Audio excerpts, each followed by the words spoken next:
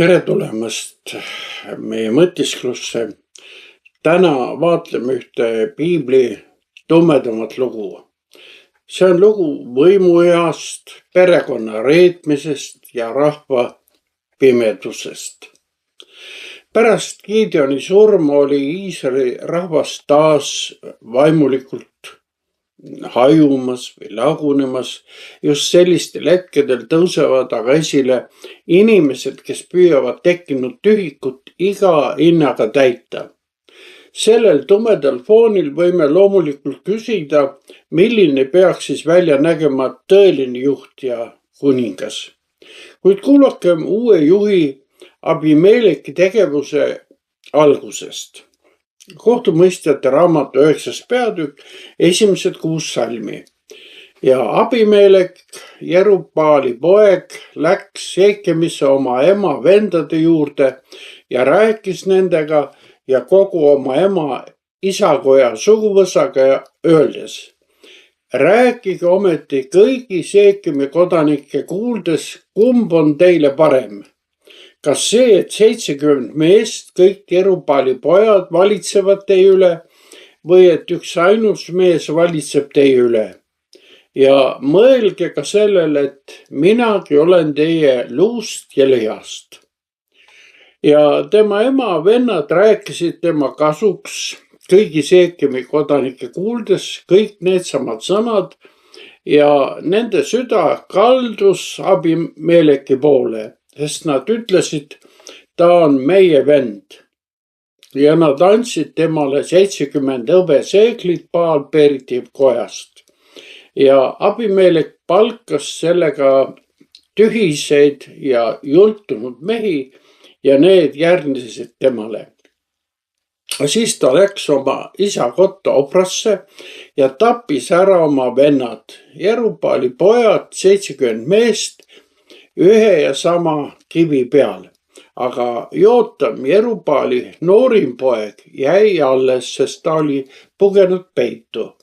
Ja kõik Seekemi kodanikud ja kõik kindluse elanikud kogunesid ning läksid ja tõstsid Abimeleki kuningaks Seekemis oleva kivisamba tamme juures.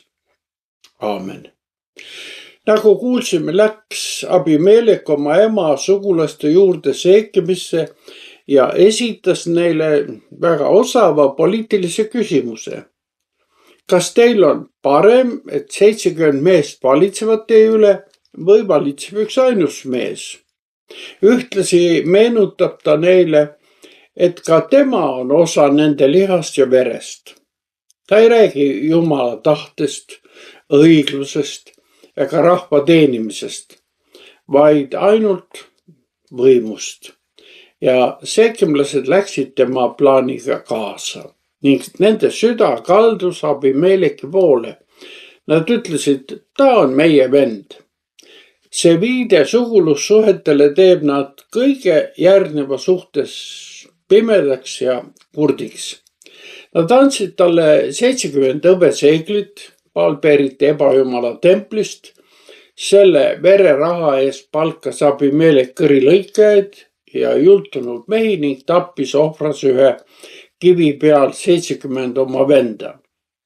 See kohutav tegu näitab, et kui inimene eemaldub elavast Jumalast, siis kaotab ta moraali ja inimlikkuse ja haarab ainult võimu järele. Pärast seda veresauna krooniti Abimelek Seekemis kivisamba juures kuningaks.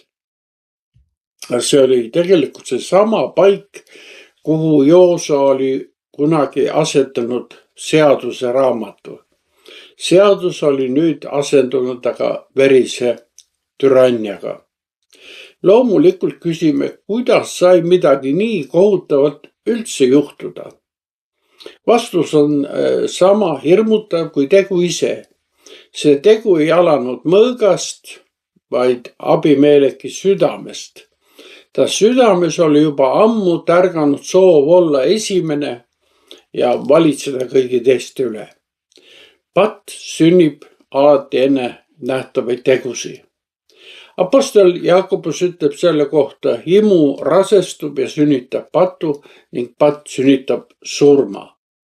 Abimelek on võrreldav Uues Testamendis mainitud Diotrefesega, kes tahtis samuti olla iga hinna eest esimene ja ei talunud mingit konkurentsi. Patt ei püsi ametinimetusi ja nende juures, vaid püüab ikka paremat kogu aeg. Ta otsib kohta inimese südames. Kontrolli või võimu teiste üle võib ihaldada poliitik, ettevõtja, pastor või igaüks, kes tahab, et tema sõna jääks igal juhul peale. Abimelek igatses krooni enam kui Jumala ligiolu. Ta oli valmis oma eesmärki saavutama iga hinna eest. Ambitsioonikus iseenesest ei ole ju veel patt, kuid see muutub hävitavaks, kui inimene enam ei küsi: issand, kas see on ka sinu tahe? Kuid selles loos ei ole süüdi ainult omakasupüüdlik Abimelek, vaid ka vaikimisi teda toetav rahvas. Seekimi kodanikud andsid raha, toetasid, vaikisid ja lõpuks kroonisid mõrvari. Nad tegid oma otsuse hõimluse ja isikliku kasu, mitte Jumala tõe põhjal. Sugulus ja poliitiline omakasu osutusid tähtsamaks kui õigus.